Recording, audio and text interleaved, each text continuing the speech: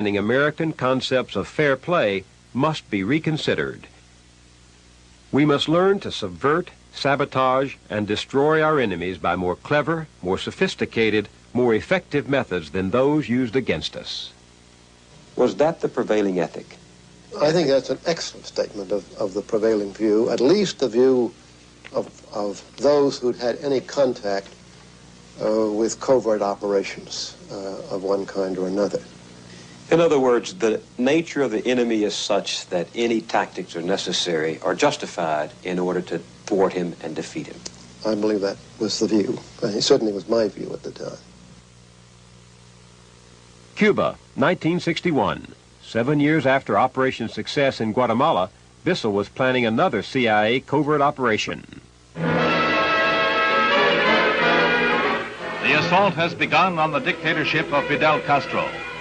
On April 17, 1961, Cuban exiles trained by the CIA at a base in friendly Guatemala landed on the southern coast of Cuba at the Bay of Pigs. The U.S. had promised air support, but President Kennedy canceled it. The invaders, left defenseless, surrendered. 7 months after the disastrous invasion, Kennedy delivered a major foreign policy address. We cannot, as a free nation, compete with our adversaries in tactics of terror, assassination, false promises, counterfeit mobs, and crises. The president was not telling the truth. Even as he spoke, his administration was planning a new covert war on Cuba. It would include some of the dirty tricks the president said we were above. The secret government was prepared for anything. At one time, the CIA organized a small department known as Executive Action, which was a permanent assassination capability. Well, it wasn't just an assassination capability. It was a capability to discredit or get rid of people. But it could have included assassination. And it did. There were at least 8 documented attempts to kill Castro. He says there were 24. And there was even one effort to put LSD in his cigars. To help us get rid of the Cuban leader, our secret government turned to the mafia, just as we once made use of Nazis. The gangsters included the Las Vegas mafioso John Rosselli, the Don of Chicago, Sam Giancana, and the boss of Tampa, Santo Trafficante. I think we should not have involved ourselves with the mafia. I think an organization that does so is losing control of the security of its information. I think we should have been afraid that we would open ourselves to blackmail. If I read you correctly, you're saying it's the involvement with the mafia that disturbed you and not the need or decision to assassinate a foreign leader. Correct. It's a chilling thought, made more chilling by the assassination of John Kennedy. The accusations linger. In some minds, the suspicions persist of a dark, unsolved conspiracy behind his murder. You can dismiss them, as many of us do, but knowing now what our secret government planned for Castro, the possibility remains. Once we decide that anything goes, anything can come home to haunt us. The sad thing of the last few years is, both with regard to Central America, where our covert activities have included assassination manuals, as well as what may have occurred in Libya with regard to a bombing raid on Gaddafi, a person no American can sympathize with, is that the assassination issue has reared its head again as an extreme example of a covert kind of activity.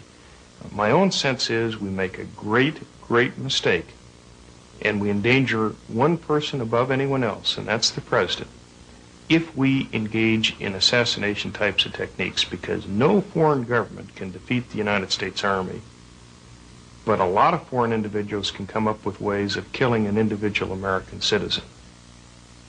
Vietnam, 1968. American soldiers are fighting and dying in the jungles of Southeast Asia.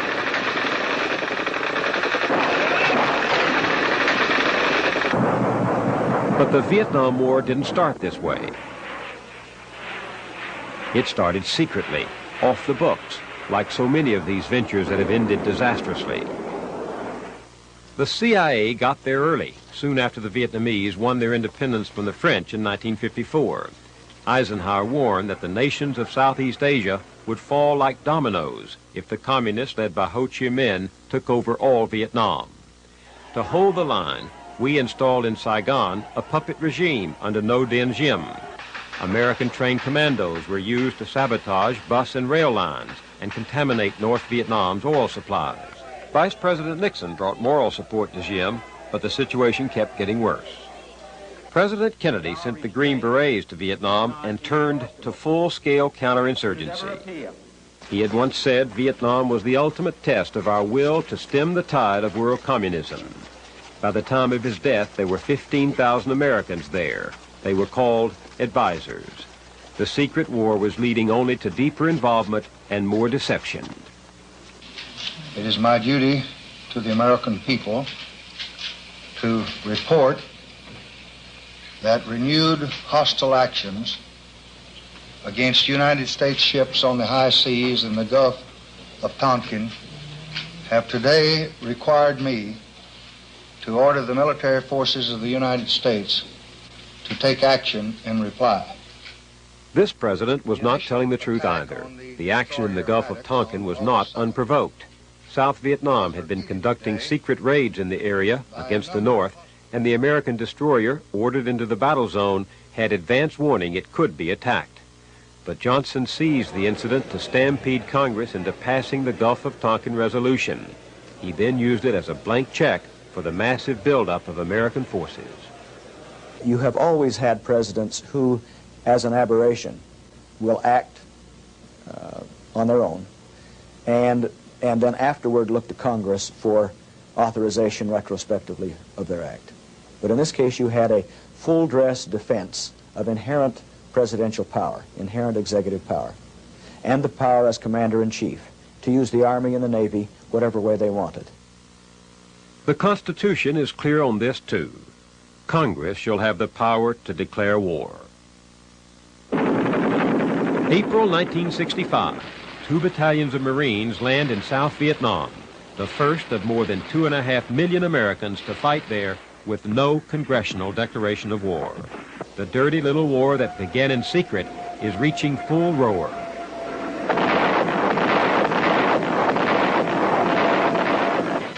Free fire zones, defoliation, the massacre at My Lai, napalm, and the CIA's Operation Phoenix to round up, torture, and kill suspected Viet Cong. We were murdering these people, incinerating them. Ralph McGehee was there for the CIA and helped set up South Vietnam's secret police. My efforts had resulted in the deaths of many people. And I just, for me, it was a period when I guess I consider myself nearly insane. I just couldn't reconcile what I had been and what I was at the time becoming. And it was so painful for me. It's just hard for me to express it because I became completely antisocial. I couldn't deal with anybody. I just was dealing mentally. It was an internal battle.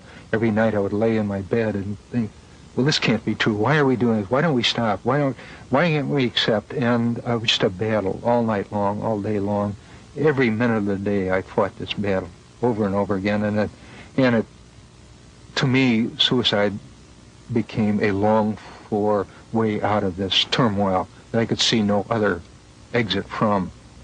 And finally, when I got over that, I wanted to jump off the agency's hotel, the Duke Hotel out there, and kill myself and hang a banner, the CIA or the CIA lies or something like that, just to try to bring home, to have my death serve some purpose to make the American people realize that the truth, they were being lied to.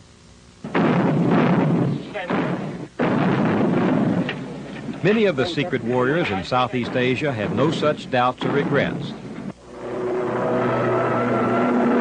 Some of the team that later joined the Iran-Contra enterprise helped to run the secret war in Laos. Coming in from an altitude of about 2,000 feet. As General Richard Secord later put it, Laos belonged to the